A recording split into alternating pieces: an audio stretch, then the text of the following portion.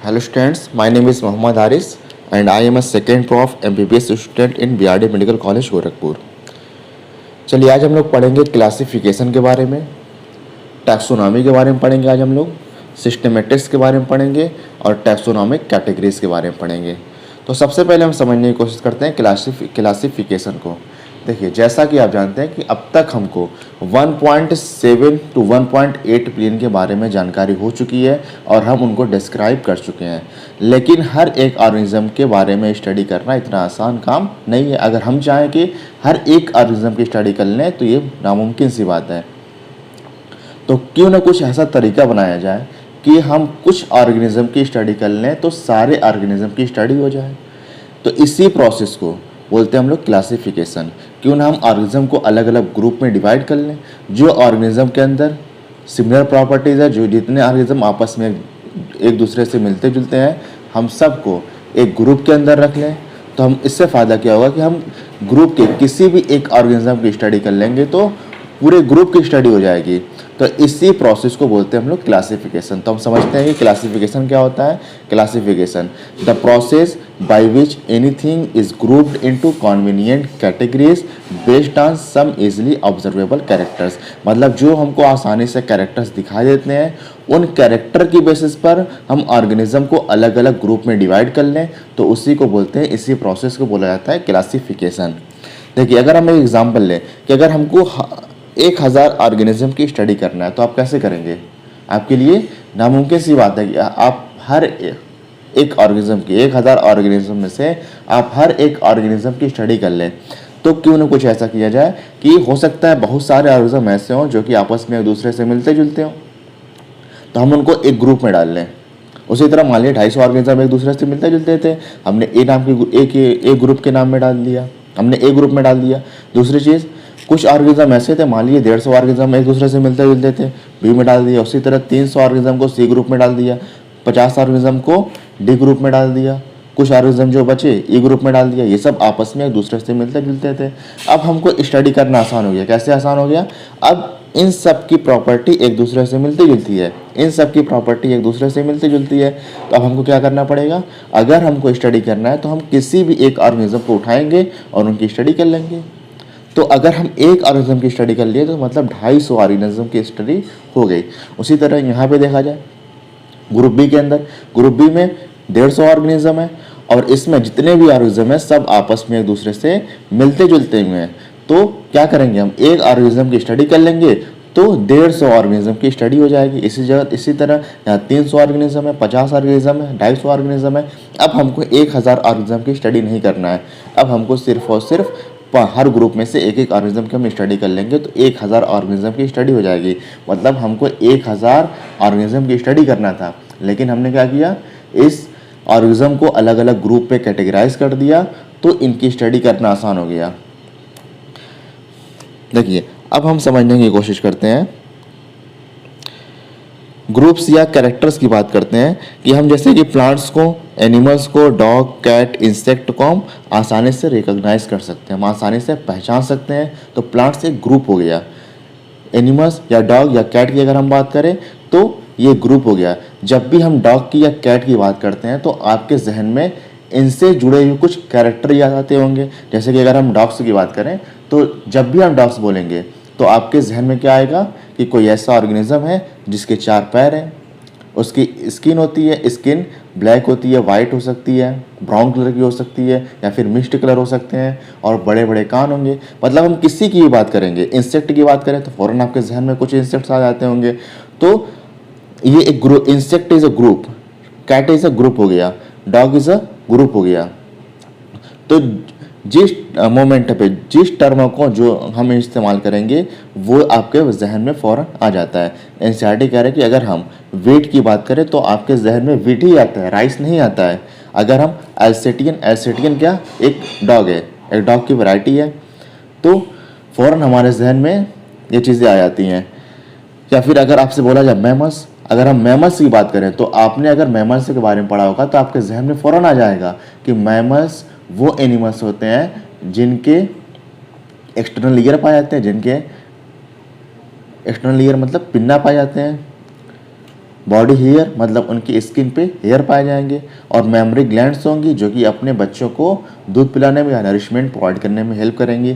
तो ऑर्गेनिज्म से जुड़े हुए कैरेक्टर्स फ़ौरन हमारे जहन में आ जाते हैं। और इन सारे टर्म के लिए, जैसे मैमल्स की बात करें तो इसके लिए हम एक साइंटिफिक टर्म इस्तेमाल करते हैं, टैक्सा। अगर डॉग के लिए पूछे कि हम साइंटिफिक टर्म क्या इस्तेमाल करेंगे तो इसके लिए भी टैक्सा। प्लांट्स के लिए अगर पूछे हम साइंटिफिक टर्म क्या है तो इसके लिए टैक्सा इस्तेमाल किया जाता है। एनिमल्स के लिए अगर पूछे हम साइंटिफिक टर्म क्या है तो ये भी टैक्सा। मतलब किसी भी कैटेगरी के लिए हम अगर पूछे साइंटिफिक टर्म क्या इस्तेमाल किया जाएगा तो इनके लिए साइंटिफिक टर्म हम इस्तेमाल करते हैं taxa. The scientific term for these categories is taxa. चलिए अब हम समझने की कोशिश करते हैं टैक्सोनॉमी के बारे में। ये टैक्सोनॉमी क्या होता है कि बेस्ड ऑन कैरेक्टरिस्टिक का मतलब विशेषताएं, all living organisms can be classified into different taxa. कह रहे हैं कि कैरेक्टरिस्टिक के बेसिस पर मतलब विशेषताओं के बेसिस पर हम लिविंग ऑर्गेनिज्म को अलग अलग टैक्सा में, अलग अलग कैटेगरी के अंदर हम क्लासीफाई करते हैं। इसी प्रोसेस को बोला जाता है taxonomy. This process of classification इसका टैक्सोनॉमी। दोबारा समझने की कोशिश करते हैं कि हम कैरेक्टरिस्टिक के बेसिस पर लिविंग ऑर्गेनिज्म को अलग अलग टैक्सा में हम क्लासीफाई करते हैं, और इसी क्लासिफिकेशन के प्रोसेस को बोला जाता है टैक्सोनॉमी। टैक्सा बोल लें हम, या कैटेगरी बोलें, या रैंक बोलें, बात सेम है। अगली चीज कुछ कॉमन टर्म हम समझने की कोशिश करते हैं कि term taxonomy was given by A P D Candolle नाम के साइंटिस्ट के द्वारा दिया गया। सबसे पहले टैक्सोनॉमी टर्म का इस्तेमाल एपीडी कैंडोले नाम के साइंटिस्ट द्वारा किया गया। उसके अलावा फाउंडर ऑफ टैक्सोनॉमी एरिस्टोटल को कहा जाता है। First greatest taxonomist and father of taxonomy Carolus Linnaeus को कहा जाता है, and father of Indian taxonomy Santapau कहा जाता है।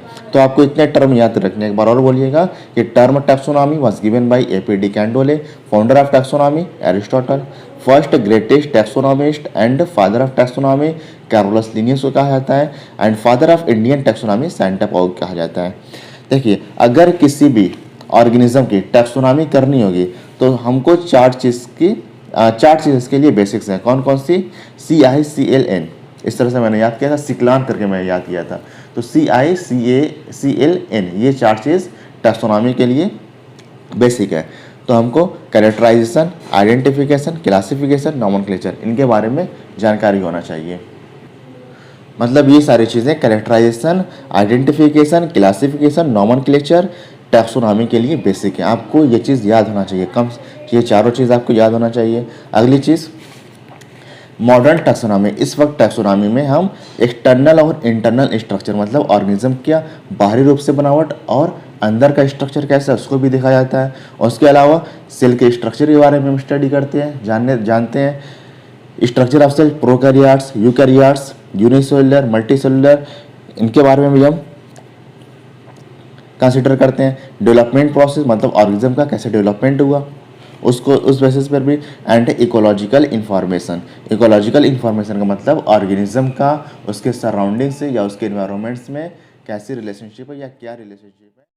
ये सारी चीज़ें मॉडर्न टैक्सोनॉमी के लिए ज़रूरी है। कौन कौन सी, बार फिर बोलिएगा, external and internal structure of cell, development process, ecological information of an organism. चलिए अब हम सिस्टेमेटिक्स को समझने की कोशिश करते हैं कि सिस्टेमेटिक्स क्या होता है। देखिए, लिविंग ऑर्गेनिज्म या ह्यूमंस की बात कर लें। ह्यूमंस हमेशा से सिर्फ और सिर्फ डाइवर्सिटी के जानने, अलग अलग ऑर्गेनिज्म के बारे में जानने में इंटरेस्टेड नहीं रहा है, बल्कि उन ऑर्गेनिज्म के बीच में रिलेशनशिप क्या है इसको भी जानने में इंटरेस्टेड रहा है। तो हम इसी ब्रांच को, इसी की स्टडी को बोलते हैं हम लोग सिस्टेमेटिक्स। तो सिस्टेमेटिक्स इज इक्वल टू हम क्या लिख सकते हैं, diversity plus relationship between organisms. मतलब ऑर्गेनिज्म के बीच में एक तो हम डाइवर्सिटी जानने में इंटरेस्टेड हैं, उसके अलावा अलग अलग ऑर्गेनिज्म के बीच में रिलेशनशिप क्या है इसको भी जानने में ह्यूमन बींग्स इंटरेस्टेड रहा है, और इसी ब्रांच की स्टडी को बोलते हैं हम लोग सिस्टेमेटिक्स बोला जाता है। उसके अलावा सबसे पहले सिस्टेमेटिक टर्म, देखिए सिस्टेमेटिक टर्म जो है सिस्टेमा से आया है। ये सिस्टेमा टर्म एक लैटिन वर्ड है जिसका मतलब होता है सिस्टेमेटिक अरेंजमेंट ऑफ ऑर्गेनिज्म। और सबसे पहले लिनियस द्वारा सिस्टेमा टर्म का इस्तेमाल किया गया। कैरोलस लिनियस ने अपने बुक का नाम रखा था सिस्टेमा नेचुरे, जिसका मतलब था सिस्टेमा का मतलब होता है सिस्टेमेटिक अरेंजमेंट ऑफ ऑर्गेनिज्म। तो term systematics was given bye Carolus Linnaeus. देखिए, सिस्टेमेटिक्स का स्कोप को बढ़ाने के लिए, मतलब सिस्टेमेटिक्स के स्कोप को बढ़ाने के लिए बाद में सिस्टेमेटिक्स के अंदर आइडेंटिफिकेशन, नॉमेनक्लेचर और क्लासिफिकेशन को भी ऐड कर लिया गया। तो ये याद रखिएगा कि लेटर बाद में सिस्टेमेटिक्स को स्कोप को बढ़ाने के लिए इसके अंदर आइडेंटिफिकेशन, नॉमेनक्लेचर और क्लासिफिकेशन को भी ऐड कर लिया गया। The scope of systematics was later enlarged to include identification, nomenclature and classification.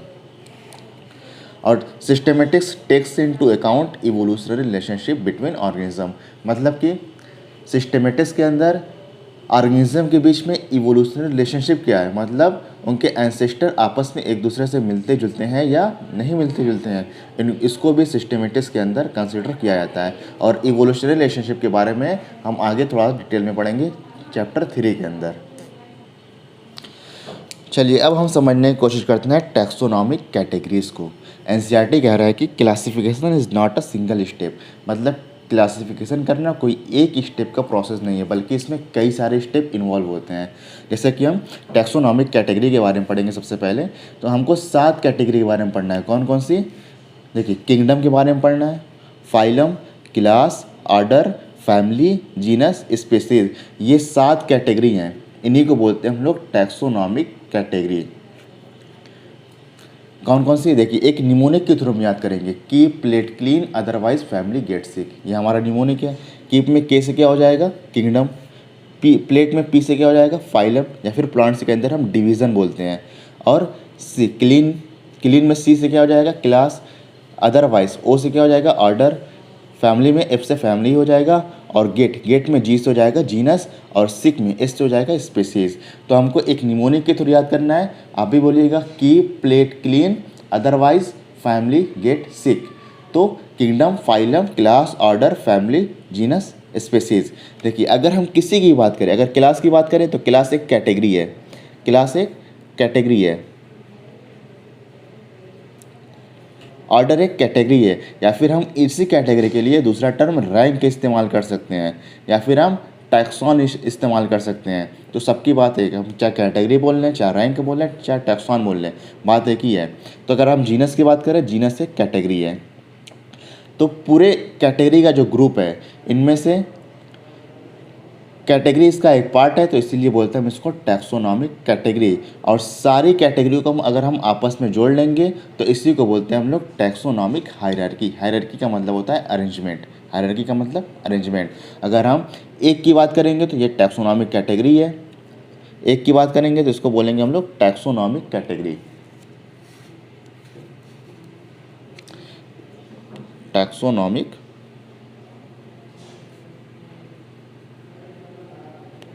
Category. लेकिन अगर हम सभी को आपस में कंसिडर कर लेंगे, kingdom, phylum, class, order, family, genus, species, सबको एक साथ मिला लेंगे तो हम बोलेंगे इसको टैक्सोनॉमिक हायरार्की बोला जाएगा।